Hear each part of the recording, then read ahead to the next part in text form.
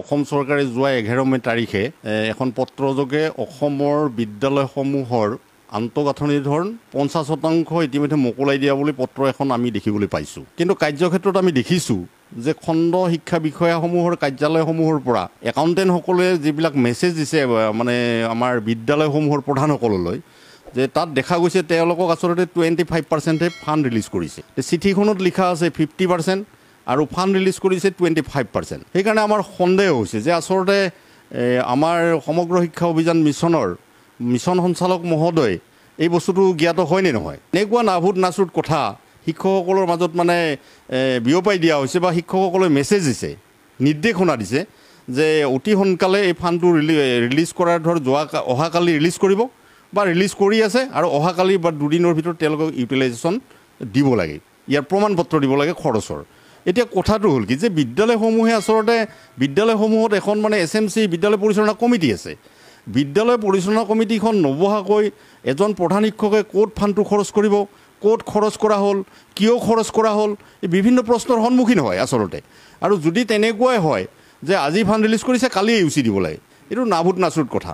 আৰু আপোনালোকে জানি আচৰিত হ'ব যে যোৱাবেলি 2023-24 বৰ্ষৰ আন্তঃগাঁথনিৰ 25% যিটো ফাণ্ড পুঁজি, এই পুঁজি আজিলৈকে মোকলাই দিয়া হোৱা নাই, বিদ্যালয়সমূহ পোৱা নাই। যাৰ ফলত এতিয়া বিদ্যালয়ত তেওঁলোকে যিটো টেবলেটৰ পইচা তেওঁলোকে দিম বুলি কৈছিল, যে টেবলেটৰ যিটো ৰিচাৰ্জৰ পইচা প্ৰতি মাহে অতি কমেও 250 টকা, আজিলৈকে প্ৰধান শিক্ষকসকলে বিদ্যালয় প্ৰধানসকলে নিজৰ পকেটৰ পইচা খৰচ কৰি তেওঁলোকে টেবলেটত ৰিচাৰ্জ কৰিব লগা হৈছে, যিটো ডাটা ৰিচাৰ্জ। এতিয়া নকৰিলেও এনেকুৱা এটা প্ৰেছাৰ যে আপোনালোকক আমি টেবলেট যোগান ধৰিছোঁ, টেবলেটৰ জৰিয়তে কিয় তেওঁলোকে মানে ষ্টুডেণ্ট এটেণ্ডেঞ্চ আৰু টিচাৰ এটেণ্ডেঞ্চ কিয় দিয়া হোৱা নাই। মই জানিবলৈ পাইছোঁ যে বহু বিদ্যালয় তেওঁলোকৰ বিদ্যুতৰ বিল দিবলৈ বাকী আছে, আৰু বিদ্যুতৰ বিল নিদিয়াৰ ফলত তেওঁলোকৰ বিদ্যুতৰ আজিকালি স্মাৰ্ট মিটাৰ লগাইছে, আৰু স্মাৰ্ট মিটাৰ লগাই তেওঁলোকৰ স্মাৰ্ট মিটাৰৰ যদি ৰিচাৰ্জ নাথাকে তেতিয়াহ'লে সেই বিদ্যালয়খনে বিদ্যুৎ সংযোগ মানে বিচ্ছিন্ন কৰা হৈছে, আৰু ছাত্ৰ ছাত্ৰীৰ খোৱা পানীকে আদি কৰি মধ্যাহ্ন ভোজনকে আদি কৰি বিভিন্ন ক্ষেত্ৰত অসুবিধা হৈছে।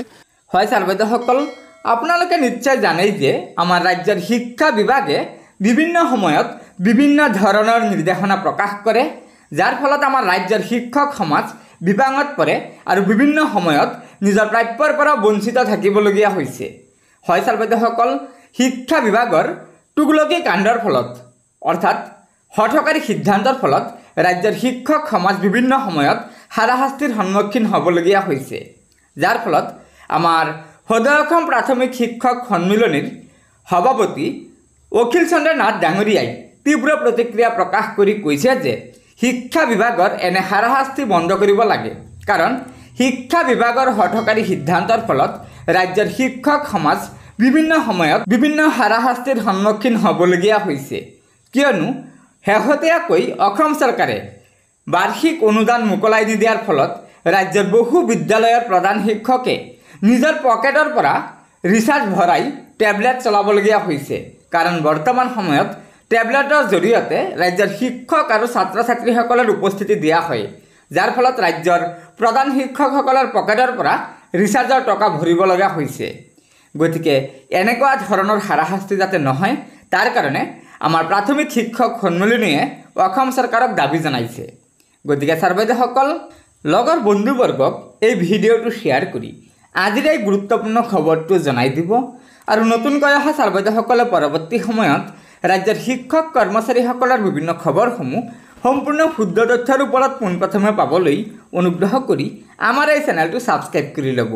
ধন্যবাদ। জয় আই অসম।